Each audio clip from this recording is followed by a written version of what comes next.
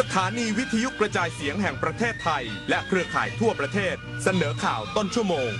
รู้เร็วรู้จริงเกาะติดทุกสถานการณ์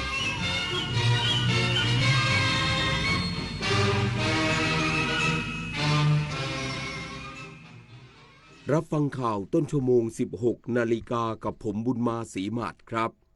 คณะรัฐมนตรีมอบหน่วยงานที่เกี่ยวข้องเร่งจัดทำคำชี้แจงด่วนกรณีพระราชกำหนดกู้เงิน 400,000 ล้านบาทเพื่อส่งให้ศาลรัฐธรรมนูญอีกสักครู่กลับมาติดตามรายละเอียดครับเมื่อโลกเปลี่ยนคนต้องปรับทักษะใหม่ที่เป็นกุญแจสู่อนาคตโลกเปลี่ยนเร็วขนาดนี้เราจะตามทันไหมนะทันสิแค่ไม่หยุดเรียนรู้เพิ่มทักษะใหม่ใช้เทคโนโลยีให้เป็นเราต้องเริ่มยังไงอะก็เริ่มจากตัวเรานี่แหละคิดเป็นทำเป็นรู้เท่าทันสื่อและมีคุณธรรมไงล่ะพัฒนาคนไทยให้ก้าวทันโลกยุคใหม่ใส่ใจเรียนรู้สู่อนาคตที่ยั่งยืนเจ๊ดูดิทริปกระบี่3 วัน 2 คืนสวยมากราคาแค่นี้เองผมโอนเงินมัดจำให้เขาไปแล้วเนี่ยไหวปะเพจไหนเนี่ยโอ้โหนี่มันเพจปลอมชัดๆดูดิยอดไลค์หลักร้อยแต่คนเม้นสนใจเป็นพันปลอมอะไรเจ๊เขาส่งบัตรประชาชนมาให้ดูด้วยนะสมัยนี้เขาก็ขโมยรูปบัตรคนอื่นมาทั้งนั้นแหละไหนลองทักไปทวงเลขจองดิอ้าวมันขึ้นว่าไม่สามารถส่งข้อความได้อะจะโอนจองทริปเช็คชื่อบัญชีกับเว็บก่อนเสมอไม่งั้นจะได้เที่ยวทริปแบบนี้แหละตอนนี้ปัญหาบุหรี่ไฟฟ้าเข้าถึงง่ายมากและมีรูปแบบที่ดึงดูดใจเด็กๆโดยเฉพาะสารเสพติดเป็นภัยต่อชีวิตบุหรี่ไฟฟ้ามีสารพิษอันตรายต่อสมองที่กำลังพัฒนาของเด็กและเยาวชนอนาคตประเทศชาติจะพัฒนาอย่างมีคุณภาพร่วมปกป้องเด็กและเยาวชนจากบุหรี่ไฟฟ้าคนไทยไม่เอาบุหรี่ไฟฟ้าคนไทยไม่เอาบุหรี่ไฟฟ้าคนไทยไม่เอาบุหรี่ไฟฟ้าแสนอาลัยสมเด็จพระพันปีหลวงไทยทั้งปวงหมองหม่นก่นร่ำให้พระผู้เสด็จสู่ฟ้าสวรรคาลัยแนบดวงใจตามพระบาททุกชาติภพปวงประชาน้อมสำนึกในพระมหากรุณาธิคุณเป็นล้นพ้นอันหาที่สุดมิได้ข้าพระพุทธเจ้าคณะผู้บริหารข้าราชการและเจ้าหน้าที่สถานีวิทยุกระจายเสียงแห่งประเทศไทยกรมประชาสัมพันธ์คณะรัฐมนตรีรับทราบสภาส่งสารรัฐธรรมนูญวินิจฉัยพระราชกำหนดกู้เงิน 400,000 ล้านบาทพร้อมมอบหน่วยงานที่เกี่ยวข้องจัดทำคำชี้แจงเอกสารด่วนก่อนส่งให้สำนักเลขาธิการคณะรัฐมนตรีดำเนินการต่อไปนางสาวรัชดาธนาดิเรกโฆษกประจำสำนักนายกรัฐมนตรีเปิดเผยว่าที่ประชุมคณะรัฐมนตรีมีมติรับทราบการที่ประธานสภาผู้แทนราษฎรได้ส่งความเห็นของสมาชิกสภาผู้แทนราษฎรจำนวน133คนอาศัยความตามบทบัญญัติของรัฐธรรมนูญมาตรา173 วรรค 1เพื่อขอให้ส่งความเห็นไปยังศาลรัฐธรรมนูญวินิจฉัยพระราชกำหนดให้อำนาจกระทรวงการคลังกู้เงินเพื่อแก้ไขปัญหาผลกระทบจากสถานการณ์วิกฤตด้านพลังงานและสร้างการเปลี่ยนแปลงด้านพลังงานของประเทศพ.ศ. 2569ไม่เป็นไปตามรัฐธรรมนูญมาตรา172 วรรค 1ไปยังศาลรัฐธรรมนูญเพื่อวินิจฉัยแล้วนอกจากนี้ที่ประชุมยังมอบหมายให้กระทรวงการคลังสำนักงบประมาณสำนักงานสภาพัฒนาการเศรษฐกิจและสังคมแห่งชาติและหน่วยงานที่เกี่ยวข้องร่วมกับสำนักงานคณะกรรมการกฤษฎีกาจัดทำคำชี้แจงและเอกสารประกอบในเรื่องดังกล่าวเป็นการด่วนและส่งให้สำนักเลขาธิการคณะรัฐมนตรีเพื่อเตรียมการชี้แจงต่อศาลรัฐธรรมนูญต่อไปศักดิ์สิทธิ์ประดับศิลป์รายงาน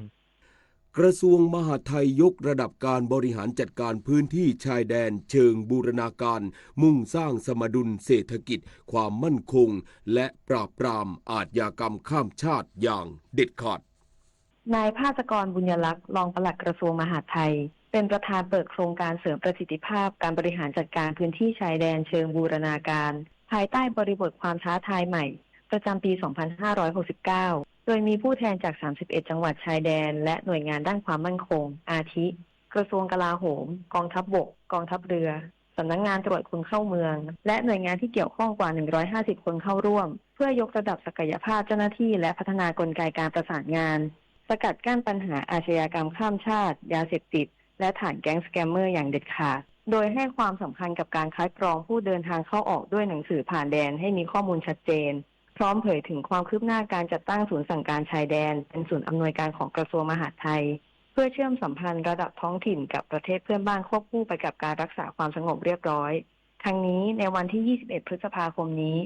นายอนุทิน ชาญวีรกูลนายกรัฐมนตรีและรัฐมนตรีว่าการกระทรวงมหาดไทยจะเป็นประธานรับฟังข้อเสนอแนะพร้อมกำหนดแนวทางการขับเคลื่อนงานความมั่นคงใน 9 ประเด็นสำคัญโดยเฉพาะการเชื่อมโยงฐานข้อมูลเพื่อสร้างมาตรฐานการจัดการพื้นที่ชายแดนให้มีประสิทธิภาพสูงสุดชนันชิดา สังทองรายงานอุทยานแห่งชาติตะรุเตาประกาศเตือนฝนตกหนักถึงหนักมากช่วงวันที่ 19 ถึง 22 พฤษภาคมนี้ย้ำระมัดระวังการท่องเที่ยวทางทะเลทุกแห่งในเขตอุทยานแห่งชาติตะรุเตา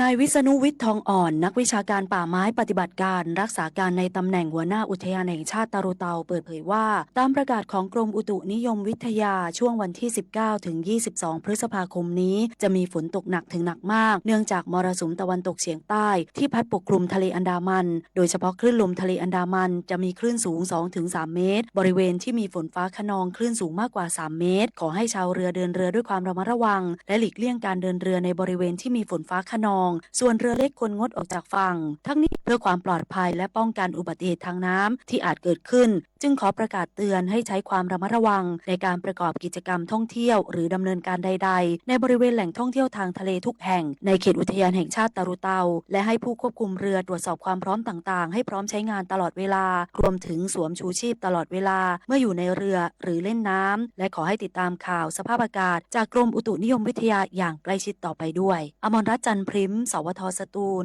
รายงานคิดจะใช้คิดถึงอนาคตช่วยกันลดช่วยกันประหยัดพลังงานจบข่าวบุญมาศรีมาศอ่านรับฟังข่าวครั้งต่อไปเวลา 17 นาฬิกา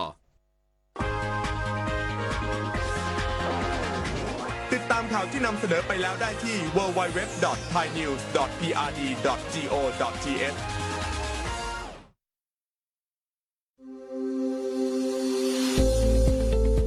หลากหลายข้อมูลข่าวสารจากรัฐจัดเต็มข่าวเด่นในพื้นที่เมืองเหนือเวลาดี 4 โมงแรงในรายการอู้ข่าวเจ้าเหนือ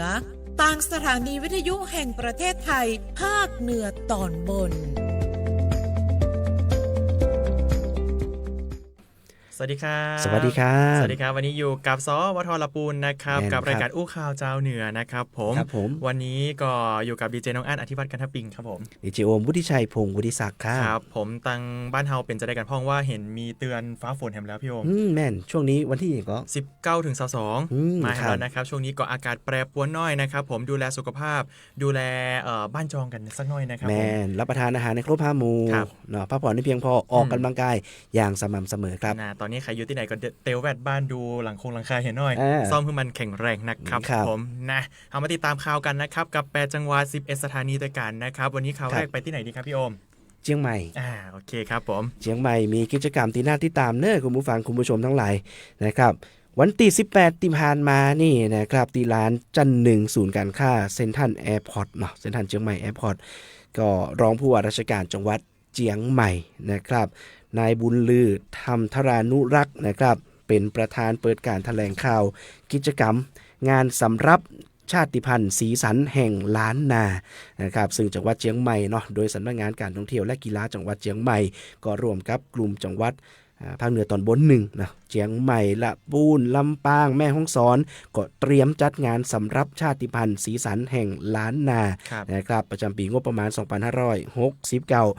งานนี้ก็จะเป็นการส่งเสริมและยกระดับการท่องเที่ยวเชิงวัฒนธรรมและการท่องเที่ยวเชิงอาหารผ่านอัตลักษณ์ของชาติพันธุ์ล้านนานะครับที่มีความโดดเด่นไม่ว่าจะเป็นด้านอาหารวิถีชีวิต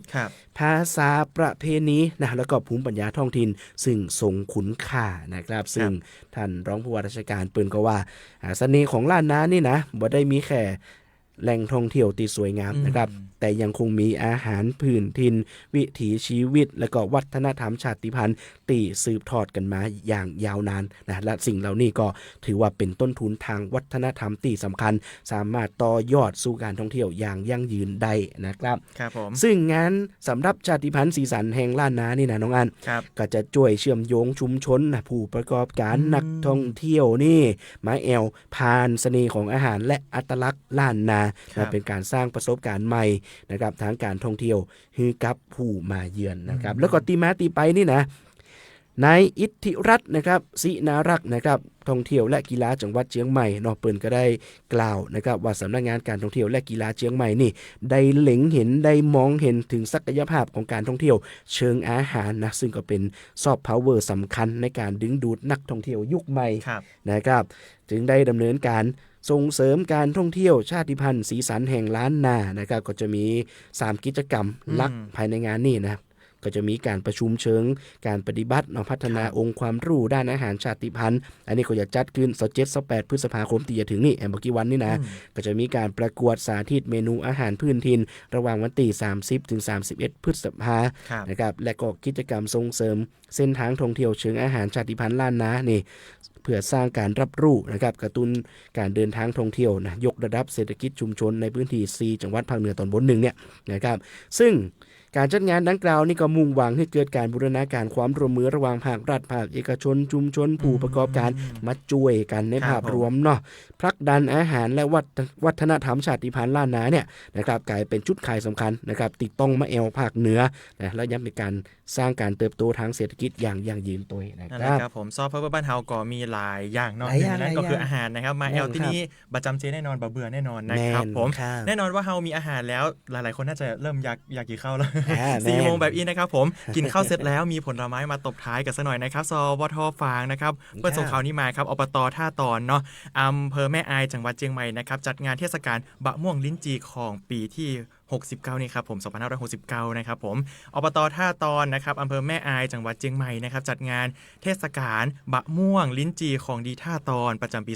2569นะครับเพื่อส่งเสริมผลผลิตทางการเกษตรและก็กระตุ้นเศรษฐกิจในพื้นที่ค่ำวันที่18พฤษภาคมที่ผ่านมานี่นะครับผมลานอเนกประสงค์หมู่ที่3บ้านท่าตอนนะครับอำเภอท่าตอนอำเภอแม่อายจังหวัดเชียงใหม่นะครับนายไมตรีดวงใจปลัดอำเภอแม่อายเป็นประธานเปิดงานเทศกาลบะม่วงลิ้นจี่ของดีท่าตอน2569นะครับโดยองค์การบริหารส่วนตำบลท่าตอนอบต.ท่าตอนนะครับผมจัดขึ้นนะครับเพื่อประชาสัมพันธ์และก็สนับสนุนผลผลิตทางการเกษตรที่มีชื่อของตำบลนะครับการจัดงานในครั้งนี้นะครับกำหนดจัดขึ้น2วันด้วยกันซึ่งจัดมาแล้วแต่ว่าเป็นวันแรกวันนี้เป็นวันที่2นะครับ18และ19พฤษภาคม2569ซึ่งภายในงานนะครับจะมีกิจกรรมสร้างสรรค์มีนิทรรศการความรู้มีความบันเทิงต่างๆนะครับรวมทั้งการแข่งขันตำบะม่วงลีลานะครับผมการประกวดผลผลิตทางการเกษตรไม่ว่าจะเป็นบะม่วงแล้วก็ลิ้นจี่นะครับยกระดับมาตรฐานสินค้าชุมชนแล้วก็การประกวดรำวงย้อนยุคสืบสานวัฒนธรรมและก็ความบันเทิงแบบไทยไฮไลท์สำคัญนะครับในงานก็คือมีการประกวดอันนี้ชื่อแปลกมากเลยนะครับธิดาเขียวยักษ์มันผู้เข้าประกวดนะครับบัตรจำกัดเพศบัตรจำกัดอายุสถานะโสดสมรสได้หมดมีครอบครัวก็ได้นะครับและต้องมีน้ำหนักตัวตั้งแต่80 กิโลกรัมขึ้นไปซึ่งได้รับความสนใจจากประชาชนในพื้นที่อย่างนักขนาดเลยครับตลอดของงานนี้นะครับจัดขึ้นนะครับอบต.ท่าตอนนะครับยังได้ร่วมมือกับหน่วยงานราชการต่างๆในการจัดนิทรรศการให้ความรู้แก่เกษตรกรและก็พี่น้องประชาชนทั่วไปพร้อมทั้งนี้นะครับมีการแสดงมหรสพแสงสีเสียงสุดตระการตานะครับซึ่งเปิดให้ผู้ที่สนใจและก็นักท่องเที่ยวสามารถเข้าชมฟรีตลอดการจัดงานเพื่อเป็นการกระตุ้นการท่องเที่ยวและเศรษฐกิจของหมู่บ้านท่าตอนให้คึกคักมากยิ่งขึ้นนั่นเองนะครับอันนี้ก็เป็นเรื่องของงานลิ้นจีเนาะครับผมยังบ่ป้นในเรื่องของกินเนี่ยนะเปิ้นตี้ฝางมีบะม่วงบ้านเฮาละปูนลำไย มาติดตามข่าวลำไยกันพ่องนะครับที่จังหวัดละปูนนอตะวันนี่ช่วงบ่ายนะครับก็มีการประชุมนะที่สารกลางจังหวัดละปูนนอซึ่งก็มีรองผู้ว่าราชการจังหวัดละปูนนี่นะนางสาวเบญจวรรณมีเผือกนี่ก็เป็นประธานการประชุมคณะกรรมการบริหารจัดการผลไม้จังหวัดละปูนครั้งที่1ประจำปี2569ครับซึ่งก็มีคณะกรรมการเจ้าหน้าที่นะและก็หน่วยงานที่เกี่ยวข้องเข้าร่วมประชุมกันอย่างพร้อมเพรียงเลยนะครับซึ่งสำนักงานเกษตรและสหกรณ์จังหวัดละปูนก็ได้ร่วมกับ คณะทำงานบริหารจัดการผลไม้จังหวัดลำพูนนะครับก็ขับเคลื่อนมาตรการพัฒนาการผลิตลำไยและมะม่วงเนาะเพื่อยกระดับคุณภาพผลผลิตนะเพิ่มมูลค่าสินค้าเกษตรนะครับสร้างรายได้ที่มั่นคงแก่เกษตรกรหลังจากที่พบว่าพื้นที่ปลูกลำไยนะครับ 60% นี่เป็นต้นลำไยที่อายุนักกว่า25ปีเนาะก็ส่งผลต่อคุณภาพผลผลิตนะครับและก็พี่น้องเกษตรกรยังขาดข้อมูลด้านการตลาดในการวางแผนการผลิตให้สอดคล้องกับความต้องการของตลาดนะครับจังหวัดลำพูนของเฮาก็เล็งเห็นปัญหานี้เนาะก็จึงเร่งพัฒนากลบวงจรถึงเรื่องด้านการผลิตการแปรรูปการตลาดเนาะโดยส่งเสริมเนาะการปรับปรุงสวนลำไยและก็มะม่วงคุณภาพนะครับมีการสนับสนุนการตัดแต่งกิ่งนะทำสาวต้นลำไยเก่าปรับเปลี่ยนพันธุ์มะม่วงให้ตรงกับความต้องการของตลาดนะครับรวมถึงผลักดันเนาะเกษตรกรเข้าสู่มาตรฐาน GAP และยังมีการถ่ายทอดองค์ความรู้ด้านนวัตกรรมเทคโนโลยีการผลิตการจัดการสวนผลไม้ให้แก่พี่น้องเกษตรกร 1,200 รายด้วยกันนะครับและก็ยังมีการส่งเสริมการแปรรูปสินค้ามูลค่าสูงนะเช่นลำไยขวานเมล็ดแจ่แข็งก้าลำไยอบแห้งเนื้อสีทองก้าเนี่ยเพื่อเป็นการสร้างรายได้และเพิ่มโอกาสทางการตลาดนะครับนอกจากนี้จังหวัดลำพูนยังเดินหน้าประชาสัมพันธ์นะครับลำไยและก็มะม่วงอัตลักษณ์เมืองลำพูนผ่านกิจกรรมแสดงสินค้าการตลาดออนไลน์นะครับและก็พัฒนาบรรจุภัณฑ์สมัยใหม่พร้อมผลักดันสินค้า GI เช่นลำไยเบี้ยวเขียว GI แล้วก็ลำไยพันธุ์อัตลักษณ์พื้นถิ่นที่เป็นที่รู้จักมากยิ่งขึ้นเนาะก็ตั้งเป้ายกระดับลำไยของลำพูนเนี่ยสู่ผลผลิตมูลค่าสูงเนาะและเป็นการสร้างความเข้มแข็งทางเศรษฐกิจให้กับพี่น้องเกษตรกรอย่างยั่งยืนต่อไปนะนี่แหละครับของดีเมืองลำพูนนะลำไยก็ดีนะพระธาตุเด่นพระหลอดขังลำไยดังกระเทียมดีมากันได้เนื้อลำพูนนะครับผมไปต่อกันที่ลำปางกันสักหน่อยนะครับผมแน่นอนว่าช่วงนี้ในเรื่องของค่าน้ำมันก็มีการ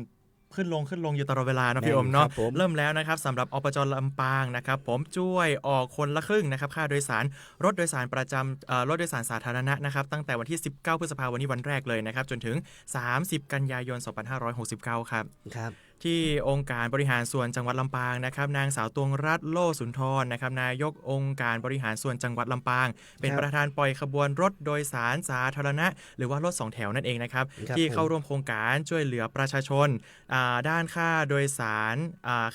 สาธารณะภายในจังหวัดลำปางนะครับเพื่อบรรเทาผลกระทบจากวิกฤตน้ำมัน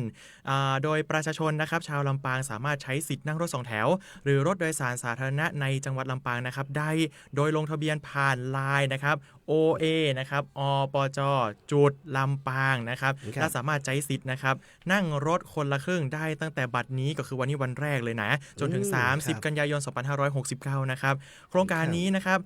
มีเป้าหมายเพื่อลดภาระค่าครองชีพนอกด้านการเดินทางให้แก่พี่น้องประชาชนผ่านมาตรการสนับสนุนค่าโดยสารในรูปแบบคนละครึ่งนะครับโดยอบจ.ลำปางนะครับจะช่วยออกค่าโดยสาร50%หรือว่า100ก็ออก50 บาทเงี้ยนะครับส่วนประชาชนก็ออกแถม50นะครับผมเท่านั้นเองนะครับมาตรการนี้ก็ครอบคลุมเส้นทางรถโดยสารสาธารณะภายในจังหวัดแล้วก็ระหว่างอำเภอตัวครับผมนี่ก็เป็นมาตรการเนาะช่วยเหลือค่าของชีพพี่น้องประชาชนนะครับแล้วก็ข่าวต่อไปก็ยังอยู่ที่ในเรื่องของการช่วยเหลือค่าของชีพให้กับพี่น้องประชาชนแต่เราไปกันที่จังหวัดแม่ฮ่องสอนครับแม่ฮ่องสอนนะครับเพิ่นก็มีการลงพื้นที่เนาะของผู้ว่าราชการจังหวัดแม่ฮ่องสอนนะครับในการประชาสัมพันธ์โครงการไทยช่วยไทยนะครับตีตลาดชุมชนพอเพียงเนาะคุณผู้ฟังครับต่อเจ้าวันนี้เลยนะครับ 8:30 น.ตีตลาดชุมชนพอเพียงนะครับก็อยู่บริเวณด้านหน้าสารกลางจังหวัดแม่ฮ่องสอนนั่นนะนายวิบูลย์แววบัณฑิตนะครับผู้ว่าราชการจังหวัดแม่ฮ่องสอนพร้อมด้วยหัวหน้าส่วนราชการก็ช่วยกันเนาะลงพื้นที่ประชาสัมพันธ์โครงการไทยช่วยไทยนะครับก็มีรถพุ่มพวงที่เข้าร่วมโครงการนำสินค้าอุปโภคบริโภคราคาถูกและที่เขาเข้าถึงได้ง่ายเนี่ยมาจำหน่ายให้แก่พี่น้องข้าราชการเจ้าหน้าที่และก็พี่น้องประชาชนนะครับเป็นการช่วยกันบรรเทาภาระค่าครองชีพพร้อมกันนี่นะครับท่านผู้ว่าราชการกับพบปะคุยกับผู้ประกอบการชุมชนปอกก้าแม่ก้านะแล้วก็ยังรวมอุดหนุนซื้อสินค้าของชุมชนตัวนะครับทางนี้ทางรัฐบาลเปิดก็คือความสำคัญเนาะกับการลดภาระค่าใช้จ่ายและก็ค่าของชีพของพี่น้องประชาชนนะครับซึ่งก็มุ่งเน้นการกระจายสินค้าอุปโภคบริโภคราคาประหยัดให้เข้าถึงพี่น้องประชาชนอย่างทั่วถึงสำหรับจังหวัดแม่ฮ่องสอนนะครับก็รวมกับตีทำการปกครองอำเภอเมืองแม่ฮ่องสอนนะก็มีการจัดกิจกรรม เปิดตัวนะคิกออฟการจำหน่ายสินค้าไทยช่วยไทยลดภาระลดค่าครองชีพผ่านเครือข่ายรถพุ่มพวงนะครับก็มีการนำสินค้าอุปโภคบริโภคนะครับที่มีคุณภาพมาตรฐาน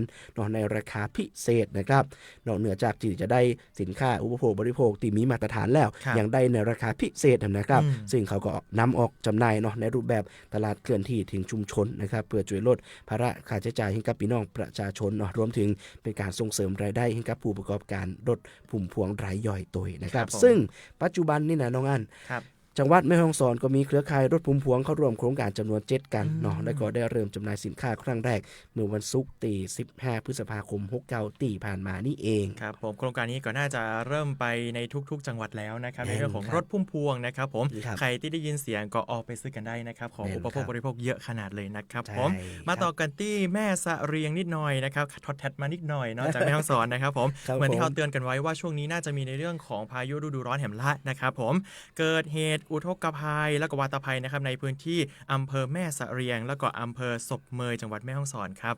ครั้งนี้ก็ส่งผลให้บ้านเรือนของพี่น้องประชาชนเสียหายนอกถนนหลายสายถูกดินโคลนแล้วก็ต้นไม้ปิดทับนะครับเสาไฟฟ้าล่มนะครับผมแล้วก็เกิดน้ำท่วมขังในหลายจุดนะครับหน่วยงานที่เกี่ยวข้องก็เร่งเข้าช่วยเหลืออย่างเร่งด่วนกันนะครับตามภาพเลยเนาะหันแล้วก็สีจะน่ากลัวเนาะประเดี๋ยวนี้นะครับผมเมื่อวันที่19ก็คือวันนี้เลยนะครับผมพันเอกราชพลทองอารีนะครับผู้บังคับหน่วยพัฒนาการเคลื่อนที่36นะครับสำนักงานพัฒนาภาค3หน่วยบัญชาการทหารพัฒนาเปิดเผยว่าหลังเกิดเหตุฝนตกหนักต่อเนื่องนะครับที่อำเภอศพเมยนะครับผมจนเกิดดินโคลนถล่มปิดเส้นทางระหว่างบ้านคอนพึ่งนะครับแล้วก็บ้านหนองแม่ละนะครับตำบลแม่ขะตวนนะครับหน่วยงานที่จัดนะครับกำลังพลพร้อมรถขุดนะครับเข้าดำเนินการเคลียร์ดินโคลนบนทางหลวงหมายเลข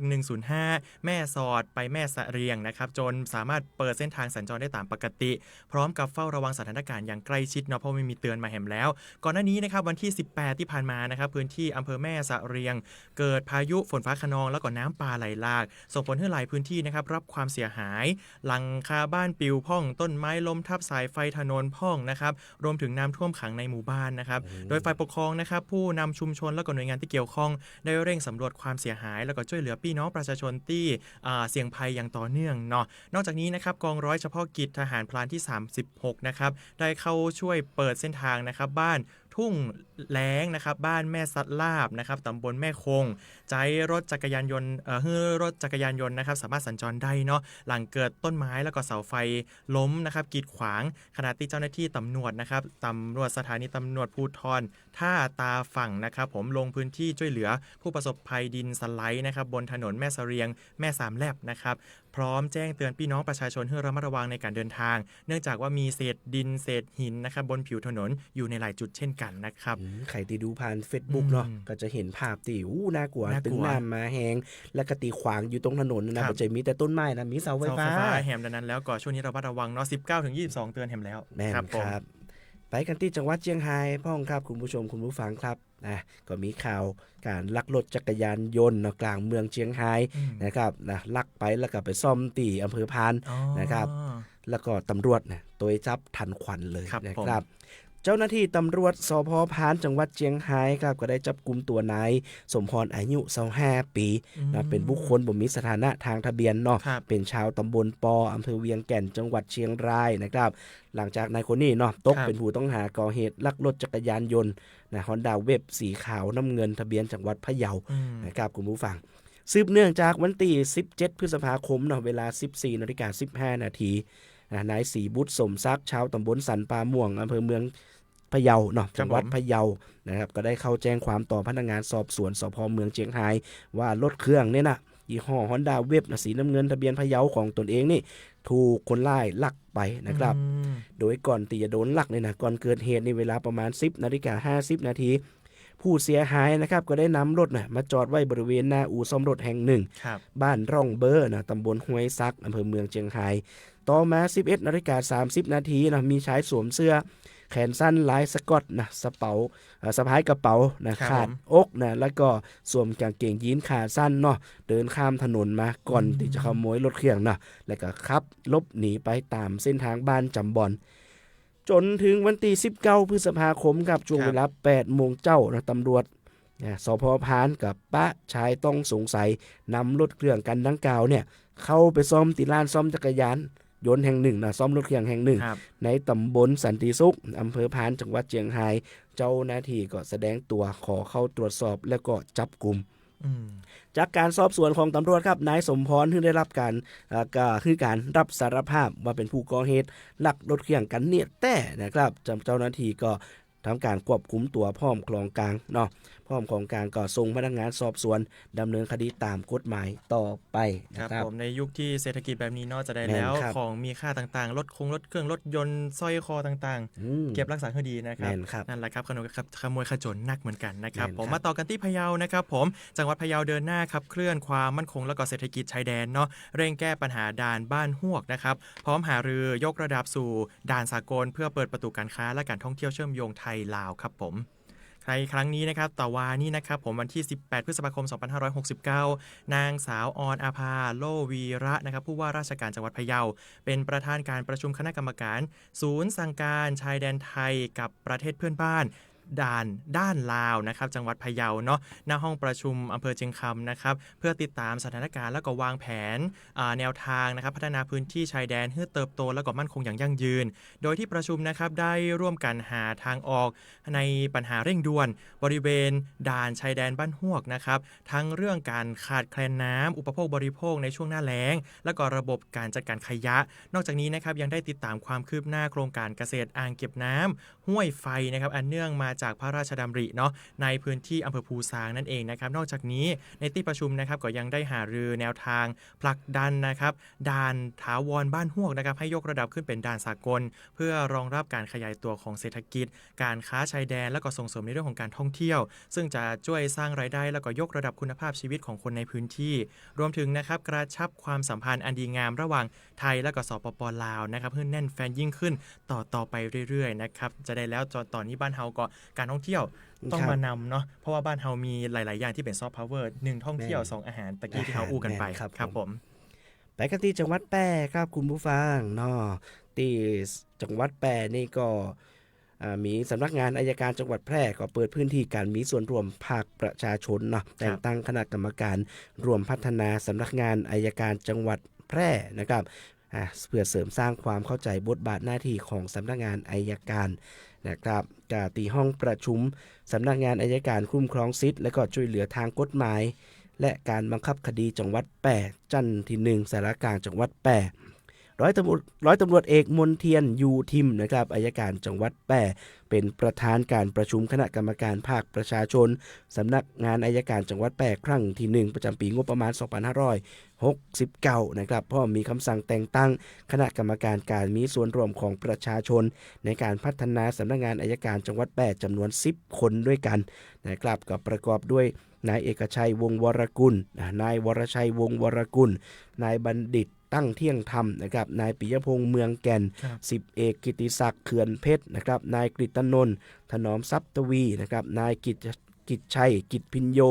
นายเกียรติก้องธเนศสกุลนายธนายุทธสุพนาวันนะครับแล้วก็นายอัครวัฒน์ธีรรัตน์นิติคุณนะครับ10ท่านนี่ก็จะมารวมกันกำหนดแนวทางการดำเนินงานและก็ขับเคลื่อนภารกิจรวมกันนะครับระหว่างหน่วยงานยุติธรรมกับภาคประชาชนในพื้นที่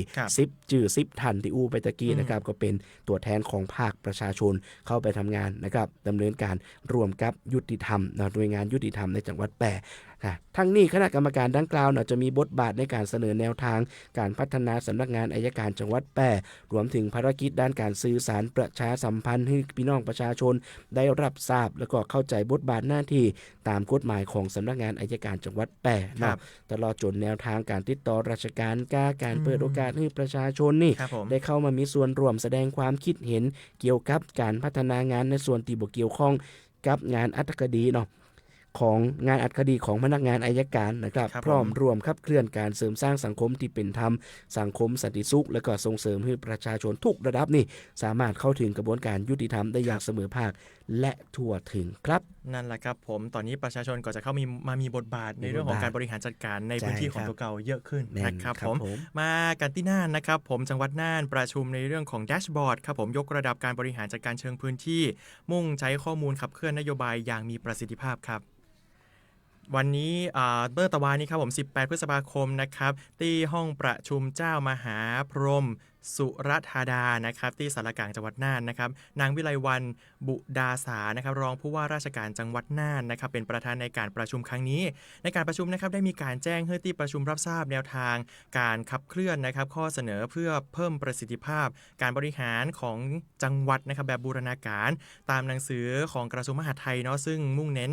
ในจังหวัดนะครับดำเนินการตามประเด็นนโยบายสำคัญหรือว่า agenda นั่นเองภายใต้แผนปฏิบัติการนะเป็นของว่า action plan อีเนาะอย่างเป็นรูปธรรมนะครับพร้อมทั้งติดตามกำกับแล้วก็เร่งรัดการดำเนินงานนะครับเพื่อบรรลุเป้าหมายตามที่กำหนดไว้โดยนะครับนอกจากนี้นะครับที่ประชุมยังได้มีการทราบผลการดำเนินการปรับปรุงข้อมูลหรือว่าแดชบอร์ดนั่นเองของจังหวัดน่านนะครับโดยสำนักงานสถิติจังหวัดน่านซึ่งได้ดำเนินการพัฒนาแล้วก็รวบรวมชุดข้อมูลนะครับมาตรฐานเพื่อใช้เป็นฐานข้อมูลสำคัญในการบริหารจัดการจังหวัดเชิงพื้นที่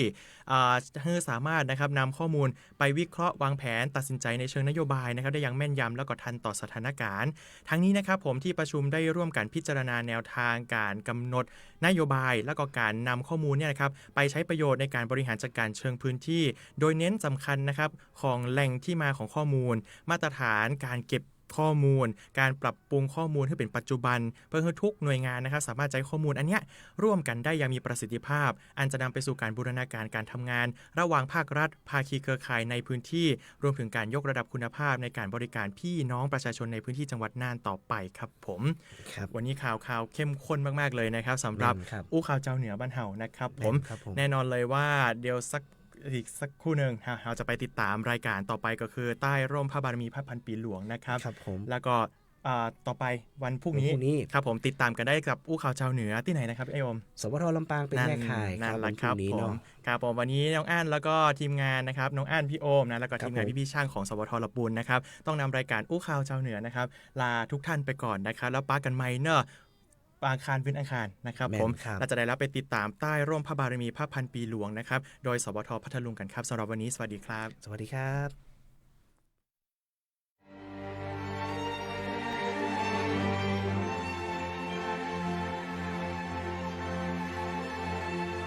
สถานีวิทยุกระจายเสียงแห่งประเทศไทย70 สถานีทั่วทุกภูมิภาคเสนอรายการใต้ร่มพระบารมีพระพันปีหลวง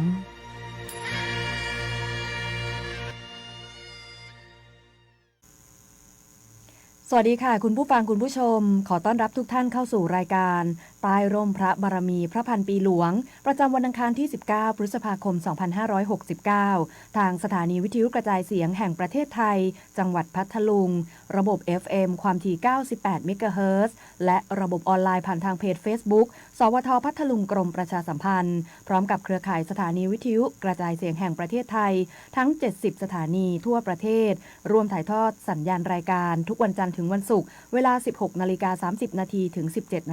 ค่ะและวันนี้พบกับดิฉันเทวีพรหมจันทร์ดำเนินรายการนางมุจลินทองนวลผู้อำนวยการสำนักงานประชาสัมพันธ์ที่6อำนวยการผลิตและนางสาวอุทัยวรรณเดชสิงห์โสภาผู้อำนวยการสวทพัทลุงควบคุมการผลิตรายการค่ะคุณผู้ฟังคุณผู้ชมคะตลอดหลายทศวรรษแห่งการทรงงานพระราชกรณียกิจนานาประการได้ก่อกำเนิดเป็นทั้งความหวังโอกาสและพลังใจแก่ประสบกนิกรทั่วผืนแผ่นดินไทยส่งฟื้นฟูผืนป่าอนุรักษ์หัตถศิลป์ไทยสืบสานภูมิปัญญาท้องถิ่นและทรงหล่อเลี้ยงหัวใจของประชาชนให้ยืนหยัดอย่างมั่นคงบนรากเหง้าแห่งวัฒนธรรมและวิถีไทยอันงดงามและวันนี้จะพาทุกท่านร่วมรำลึกและซาบซึ้งในพระมหากรุณาธิคุณอันหาที่สุดมิได้ผ่านเรื่องราวแห่งความทรงจำพระราชกรณียกิจและบทสะท้อนแห่งความจงรักภักดีจากหัวใจของประสบกนิกรผู้ได้อยู่ใต้ร่มพระบารมีอันร่มเย็นเริ่มต้นในช่วงแรกกับช่วงภาพเก่าเล่าเรื่องขอเชิญไปติดตามรับฟังรับชมกันค่ะช่วงภาพเก่าเล่าเรื่อง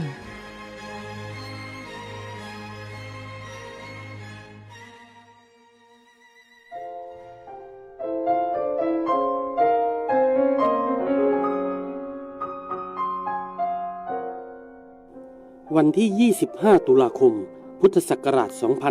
2542 นับเป็นอีกหนึ่งวันสำคัญ ในประวัติศาสตร์ของชาวจังหวัดพัทลุงเมื่อสมเด็จพระนางเจ้าสิริกิติ์พระบรมราชินีนาถพระบรมราชชนนีพันปีหลวงเสด็จพระราชดำเนินไปยังบ้านหัวป่าเขียวหมู่ที่ 7 ตำบลทะเลน้อยอำเภอควนขนุนจังหวัดพัทลุงเพื่อทรงเยี่ยมราษฎรในพื้นที่ภาคใต้ทรงทอดพระเนตรความเป็นอยู่และรับฟังปัญหาความเดือดร้อนของประชาชนด้วยพระเมตตาอันหาที่สุดมิได้วันนั้นถนนทุกสายในจังหวัดพัทลุงเต็มไปด้วยประชาชนจากทั่วสารทิศที่พร้อมใจกันมาเฝ้ารับเสด็จหลายคนยังคงจำได้ถึงรอยยิ้มของพระองค์ความอ่อนโยนในพระสุรเสียงและพระจริยวัตรที่เรียบง่ายแต่เปี่ยมด้วยความสง่างามเมื่อทอดพระเนตรเห็นความยากลำบากของราษฎรโดยเฉพาะกลุ่มแม่บ้านที่ขาดโอกาสทางอาชีพพระองค์จึงมีพระราชดำริให้จัดตั้งโครงการศิลปาชีพเพื่อช่วยสร้างงานสร้างรายได้แก่ประชาชนในพื้นที่ซึ่งต่อมาได้ขยายผลเป็นกลุ่มศิลปาชีพจังหวัดพัทลุงเกิดการรวมกลุ่มของแม่บ้านในหลายตำบลมีการสอนงานหัตถกรรมพื้นบ้านเช่นการทอผ้าใยกันชงการจักสานเตยปาหนันการปักผ้าและการทำเครื่องประดับจากวัสดุธรรมชาติพระองค์ทรงเชื่อมั่นในพลังของสตรีไทยและทรงรับงานฝีมือเหล่านี้ไว้ในมูลนิธิส่งเสริมศิลปาชีพเพื่อจำหน่ายสร้างรายได้กลับคืนสู่ชุมชนอย่างยั่งยืนผลงานจากพัทลุงจึงกลายเป็นอีกหนึ่งความภาคภูมิใจที่เผยแพร่ไปทั่วประเทศแสดงถึงพระวิสัยทัศน์อันกว้างไกลและพระเมตตาอันล้นพ้นนอกจากด้านอาชีพพระองค์ยังทรงห่วงใยสิ่งแวดล้อมของจังหวัดพัทลุงโดยเฉพาะพรุควรเคร่งพระองค์ทรงมีพระราชดำริให้อนุรักษ์และฟื้นฟูพื้นที่พรุเพื่อเป็นแหล่งน้ำแหล่งทำกินและที่อยู่อาศัยของสัตว์น้ำพื้นถิ่นแนวคิดนี้ได้กลายเป็นต้นแบบของการอนุรักษ์พื้นที่ชุ่มน้ำในภาคใต้และแม้การเวลาจะผ่านไปกว่า20ปีแต่ภาพแห่งวันนั้นยังไม่เลือนหายรอยยิ้มของพระองค์ยังคงตราตรึงอยู่ในหัวใจของชาวพัทลุงทุกผืนผ้าไหมที่ทอทุกเสียงกี่ที่ดังและทุกแววตาของแม่บ้านศิลปาชีพล้วนสะท้อนความสำนึกในพระมหากรุณาธิคุณเพราะทุกย่างพระบาทที่พระองค์เสด็จมาถึงนั้นล้วนเป็นเมล็ดพันธุ์แห่งความรักความมั่นคงและความยั่งยืนที่ยังรากอยู่ในผืนแผ่นดินพัทลุงตลอดไป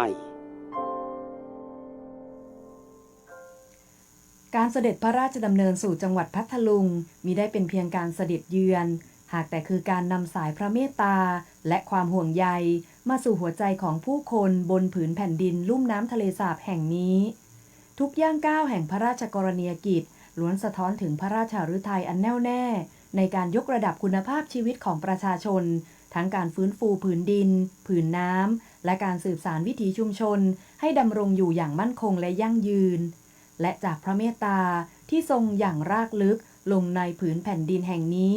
ได้ก่อเกิดเป็นพลังแห่งการสืบสานภูมิปัญญาท้องถิ่นดังเช่นเรื่องราวของข้าวสังหยดพัทลุงคุณผู้ฟังคุณผู้ชมคะข้าวสังหยดเมล็ดพันธุ์พื้นเมืองอันทรงคุณค่าของจังหวัดพัทลุง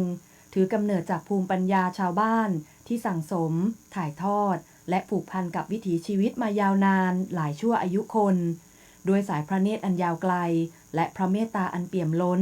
สมเด็จพระนางเจ้าสิริกิติ์พระบรมราชินีนาถพระบรมราชชนนีพันปีหลวงทรงเล็งเห็นคุณค่าของภูมิปัญญาท้องถิ่นไทยพระราชทานแนวพระราชดำริในการอนุรักษ์และพัฒนาผลผลิตพื้นบ้านเพื่อให้ชุมชนสามารถพึ่งพาตนเองได้อย่างมั่นคงและยั่งยืนจากเมล็ดพันธุ์เล็กๆในผืนนาวันนี้ข้าวสังหยดพัทลุงได้เติบโตเป็นทั้งอัตลักษณ์ทางวัฒนธรรมและเป็นพลังสำคัญในการขับเคลื่อนเศรษฐกิจฐานรากของชุมชนพระเมตตาที่ทรงมีต่อประสบกนิกรจึงไม่ได้หยุดอยู่เพียงการส่งเสริมอาชีพแต่ยังทรงปลูกคุณค่าแห่งภูมิปัญญาไทยให้กลับมางดงามและมีชีวิตอีกครั้งขอเชิญติดตามเรื่องราวแห่งพระเมตตานี้ได้ในช่วงตามรอยพระเมตตาค่ะช่วงตามรอยพระเมตตา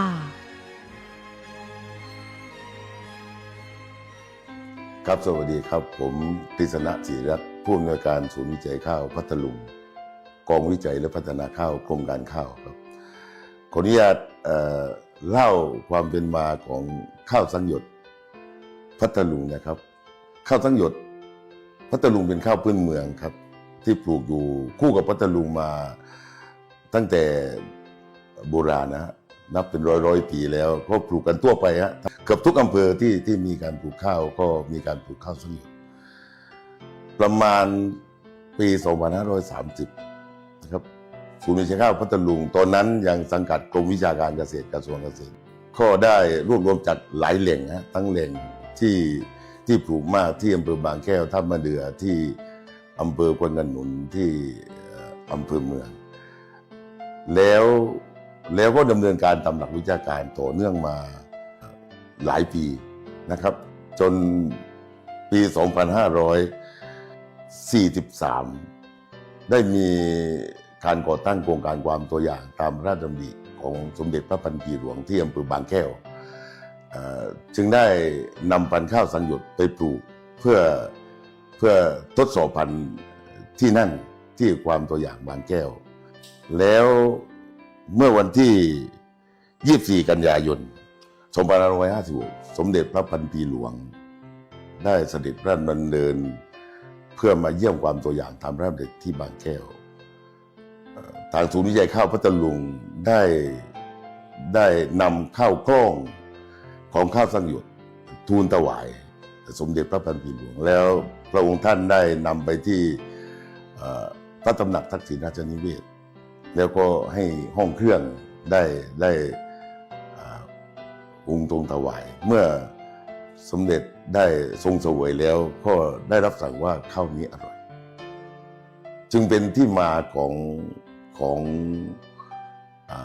การส่งเสริมการปลูกข้าวสังหยดพัทลุงตามแผนยุทธศาสตร์พัฒนาจังหวัดในปี 2547 ถึง 2550 ผมเองเคยเขียนข้อความว่าถ้าไม่มีประจักษ์ก็ไม่มี GI ตอนนั้นท่านประจักษ์สุวรรณภักดีเป็นผู้ว่าราชการจังหวัดพัทลุง CEO สมัยแรกและท่านเป็นคนพัทลุงด้วยคนอำเภอพายอมท่านก็ได้นำเอาพระเสาวนีทรงนั้นมาดำเนินการเป็นแผนยุทธศาสตร์ของจังหวัดพัทลุงให้มีการส่งเสริมการปลูกข้าวสังหยดและขึ้นทะเบียนพันธุ์ข้าวสังหยดเป็นข้าว GI ภายใต้โครงการผลิตข้าวปลอดภัยจากสารพิษครบวงจรซึ่งเป็นโครงการใหญ่ครับเป็นโครงการใหญ่มากมีการบูรณาการหน่วยงานทั้งในกระทรวงเกษตรและสหกรณ์ทั้งหน่วยงานต่างๆที่เกี่ยวข้องทั้งหมดเพื่อขับเคลื่อนโครงการนี้ให้บรรลุวัตถุประสงค์ให้ได้ผมขออนุญาตนำเรียนว่าพอเริ่มดำเนินการโครงการผลิตข้าวคุณภาพดีปลอดภัยจากสารพิษครบวงจรครับพอเริ่มโครงการนี้ขึ้นมาหน่วยงานที่เกี่ยวข้องหลักอยู่ 2-3 หน่วยงานแรกก็คือศูนย์วิจัยข้าวพัทลุง 2547 ศูนย์วิจัยข้าวพัทลุงยังสังกัดกรมวิชาการกระทรวงเกษตรและสหกรณ์ไม่ได้สังกัดกรมการข้าวกรมการข้าวกระทรวงเกษตรมาตั้งปี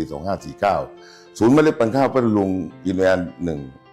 ข้อสังกัดกรมส่งเสริมการเกษตรสำนักงานเกษตรจังหวัดพัทลุงสำนักงานพาณิชย์จังหวัดสำนักงานพัฒนาชุมชนสำนักงานปศุสัตว์หลายหน่วยงานครับข้อขับเคลื่อนโครงการนี้เป็นโครงการใหญ่โดยเริ่มต้นที่ศูนย์วิจัยพัทลุงข้อเริ่มตั้งแต่ให้มีการใช้จะส่งเสริมให้พี่น้อง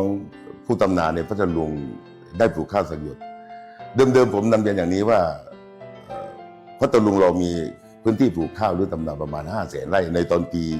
46-47 ตอนนี้เหลือ100,000 ไร่นะหายไป 400,000 แล้วก็ต้องเริ่มจากศูนย์วิจัยข้าวโดยคุณสำเริงแท้ตันหรือพี่สำเริงแท้ตันนี่แหละก็ได้นำเมล็ดพันธุ์กับผมจากที่เก็บรวบรวมไว้จากที่อนุรักษ์ที่ความตัวอย่างบางแก้วตามพระราชดำรินั่นแหละครับมาปลูกขยายพันธุ์เพื่อส่งเสริมให้พี่น้องเกษตรกรจะได้พันธุ์ดีที่บริสุทธิ์ปลูกก็มาทำแปลงครั้งแรกที่ค่ายไทยพอเริ่มโครงการนั้นนะครับโดยมีเป้าหมายที่จะขยายพื้นที่ปลูกตามแผนยุทธศาสตร์พัฒนาจังหวัดข้อให้เกษตรจังหวัดเป็นผู้ดำเนินการจัดหากลุ่มเกษตรกร รับเมล็ดพันธุ์จากศูนย์เมล็ดพันธุ์ข้าวพัทลุงไปปลูกแล้วสำนักงานพัฒนาชุมชนเข้าไปส่งเสริมเข้าไปพัฒนาการแปรรูปเข้าไปพัฒนาแพ็คกิ้งบรรจุภัณฑ์ทั้งหมดให้กับกลุ่มเกษตรกรเหล่านั้นสำนักงานพาณิชย์จังหวัดก็ดำเนินการในเรื่องของขอขึ้นทะเบียน GI เป็นข้าวพันธุ์แรกของประเทศไทยเป็นข้าวพันธุ์แรกของโลกเริ่มในปี 57 ได้มาขึ้นทะเบียนเป็นสินค้าบ่งชี้ทางภูมิศาสตร์เมื่อ 23 มิถุนา 2549 ให้ชื่อข้าวสังหยดเมืองพัทลุงจำชื่อนี้ให้ดีนะครับข้าวสังหยดเมืองพัทลุงของสินค้า GI แล้วในปี49นั้นศูนย์วิจัยข้าวพัทลุงและศูนย์เมล็ดพันธุ์ข้าวก็รวมกันมาเป็นกรมการข้าวจะตั้งกรมการข้าวขึ้นมาข้าวสังหยดตอนนั้นที่มีเป้าหมายส่งเสริมในทำแผนตั้งแต่ปี 47 ถึง 50 แล้ว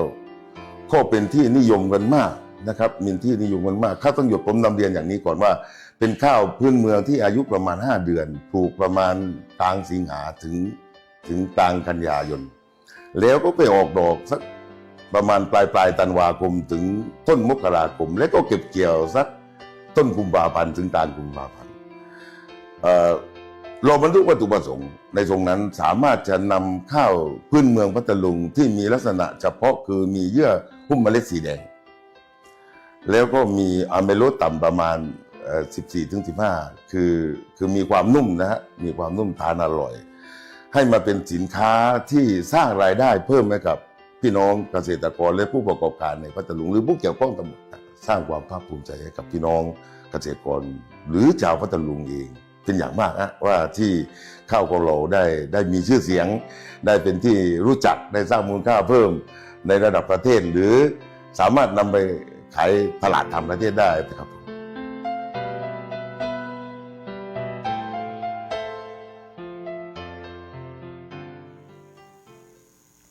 จากเมล็ดพันธุ์แห่งภูมิปัญญาในผืนนาสู่เส้นสายแห่งศิลปะหัตถกรรมบนผืนผ้าไทยทุกสิ่งล้วนสะท้อนถึงพระวิริยะอุตสาหะในการทรงอนุรักษ์และสืบสานคุณค่าของแผ่นดินไทยไว้อย่างงดงามคุณผู้ชมคะผืนผ้าไทยมิใช่เพียงเครื่องนุ่งห่มแต่คือเรื่องราววิถีชีวิตและจิตวิญญาณของชุมชนไทยตลอดพระชนชีพแห่งการทรงงานสมเด็จพระนางเจ้าสิริกิติ์พระบรมราชินีนาถพระบรมราชชนนีพันปีหลวงทรงทุ่มเทพระวรกายในการอนุรักษ์ผ้าไทยทรงส่งเสริมให้ช่างทอผ้าพื้นบ้านมีอาชีพมีรายได้และมีศักดิ์ศรีในภูมิปัญญาของตนเองจากพระราชปณิธานอันยิ่งใหญ่ได้ก่อเกิดเป็นสายใยรักจากแม่แห่งแผ่นดินที่เชื่อมโยงหัวใจของคนไทยเข้ากับคุณค่าของผืนผ้าไทยอย่างแนบแน่นวันนี้หลายชุมชนยังคงร่วมกันสืบสารงานผ้าไทยอย่างภาคภูมิทั้งการทอการย้อมและการออกแบบร่วมสมัยเพื่อให้ผ้าไทยก้าวทันโลกแต่ยังคงรักษารากเหง้าแห่งภูมิปัญญาไว้อย่างงดงามเพราะทุกเส้นได้คือสายใยแห่งความรักทุกลวดลายคือเรื่องราวของแผ่นดินและทุกผืนผ้าคือบทพิสูจน์แห่งพระมหากรุณาธิคุณที่ยังคงโอบอุ้มชีวิตของประสบกนิกรไทยตราบจนทุกวันนี้เช่นเดียวกับผ้าสีบาติกลำปำแห่งจังหวัดพัทลุงที่ยังคงสืบสานคุณค่าของผ้าไทยภายใต้ร่มพระบารมีอย่างงดงามขอเชิญติดตามได้ในช่วงสานต่อพระราชปณิธานค่ะช่วงสานต่อพระราชปณิธาน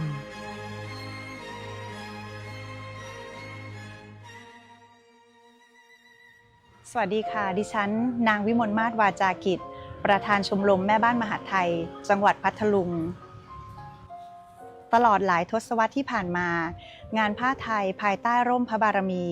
ได้เปลี่ยนจากอาชีพเสริมเป็นอาชีพหลักที่สร้างความภาคภูมิใจให้แก่ประสบนิกร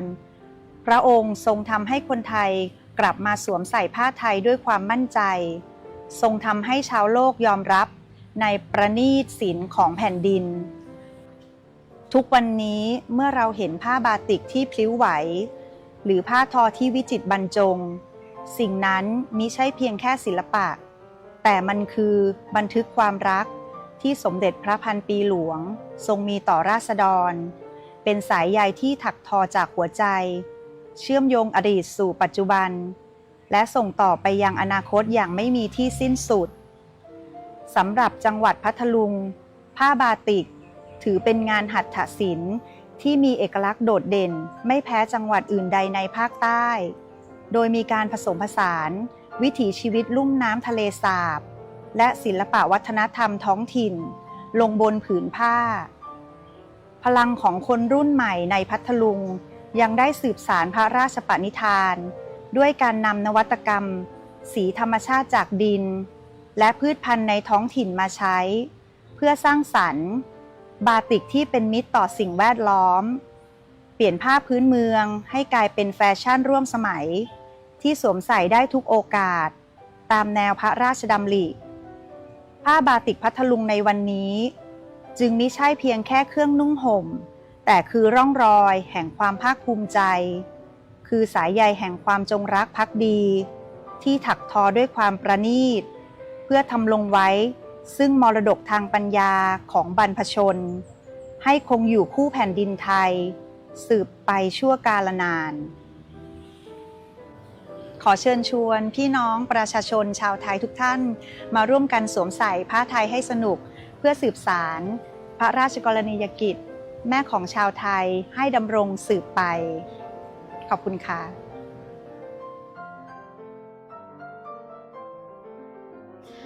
สวัสดีค่ะดิฉันนางผลศรีตันติลักษณ์ร้านสีบาติกลำปำค่ะก็มาได้ทุกวันนี้ก็ได้เขียนลายผ้าบาติกเนี่ยค่ะบาติกเป็นเอกลักษณ์ของเราเองแล้วก็ด้วยการที่เราตัดเย็บได้ดีมีโจทย์ตอบรับเยอะว่าเราทำผ้าออกมาได้สวยมากมีลูกค้าเยอะแยะที่มาสั่งออเดอร์ค่ะจากวันนั้นจนถึงวันนี้พี่ศรีได้ทำผ้าบาติกมา20 กว่าปีและได้ทำเสื้อผ้าแฟชั่นใหม่ๆแล้วให้ลูกหลานได้สืบต่อครับสวัสดีครับผมนายรัตการโชติมากรครับผมเป็นผู้สืบต่อการทำผ้าบาติกของร้านสีบาติกพัทลุงครับหัวใจสำคัญในการรักษามาตรฐานของเราก็คือฝีมืออันปราณีตและก็การตัดเย็บที่ดีที่สวยเป็นระเบียบการฝีมือการทำผ้าต่างๆการลงสีต่างๆให้อยู่ในจุดที่พึงพอใจแล้วก็เกี่ยวกับการ QC ผ้าต่างๆทุกผืนต้องผ่านมือผม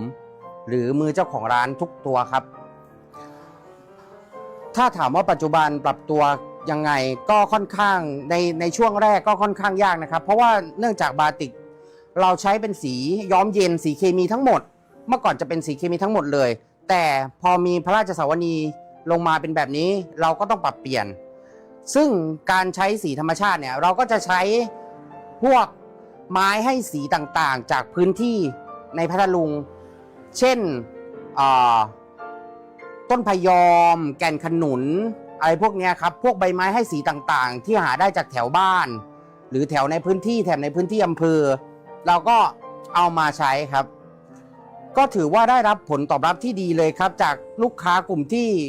รักธรรมชาติและก็สนใจในธรรมชาติครับเพราะว่าสีเคมีสีธรรมชาติตัวนี้ที่ทำขึ้นมาใหม่เนี่ยมันคือธรรมชาติล้วนๆเลย 100% เลยมันจะไม่ผ่านกรรมวิธีเคมีใดๆเลยเวลาสวมใส่ก็นั่นแหละครับมันจะรู้สึกดีกว่าที่เราใช้สีเคมีกันก็กับผมก็รู้สึกซาบซึ้งใจในพระมหากรุณาธิคุณขององค์สมเด็จพระพันปีหลวงมากนะครับที่มีพระราชสวนีพระราชดำริมาตั้งแต่พระองค์ยังสาวๆเลยก็คือช่วยพัฒนาประเทศเราเรื่องการทำผ้าไม่ว่าจะเป็นภาคไหนก็ตามภาคเหนือภาคกลางภาคใต้พระองค์ทรงช่วยหมดเลยทำให้ผ้าของพวกเราเป็นที่รู้จักในนานาประเทศครับสำหรับผมนะครับผ้าบาติกใต้ร่มพระบารมีคือผ้าแห่งโอกาสและความภาคภูมิใจนะครับเพราะว่าผ้าตัวนี้ทำให้เรามีรายได้มาจุนเจือครอบครัวทำให้เราสร้างโอกาสในการทำสิ่งต่างๆให้เกิดขึ้นแก่ชุมชนแล้วก็ถือว่าเป็นความภาคภูมิใจของ ชาวใต้ที่เราสามารถผลิตผ้าออกมาได้มีคุณภาพขนาดนี้ครับทำให้สายตาของคนทั่วโลกได้เห็นผ้าของเราครับขอบคุณครับ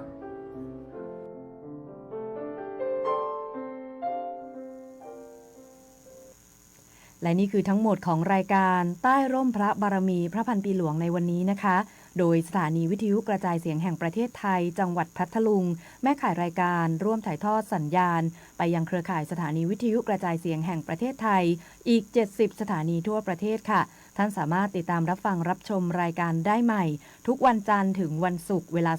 16:30 นถึง 17:00 นค่ะวันนี้ขอบพระคุณคุณผู้ชมและคุณผู้ฟังทุกท่านนะคะรวมถึงทุกข้อความทุกกำลังใจทุกการติดตามที่มอบให้กับรายการของเราในวันนี้ค่ะและทีมงานวันนี้นะคะโดยนางมุจรินทองนวลท่านผู้อำนวยการสำนักงานประชาสัมพันธ์ที่6อำนวยการผลิตรายการนางสาวอุทัยวรรณเดชสิงห์โสภาผู้อำนวยการสวทพัทลุงควบคุมการผลิตรายการพร้อมกับทีมงานสวทพัทลุงทุกท่านนะคะและดิฉันเทวีพรหมจันทร์ดำเนินรายการวันนี้ขอลากันไปก่อนพบกันใหม่ในโอกาสหน้าค่ะวันนี้สวัสดีค่ะ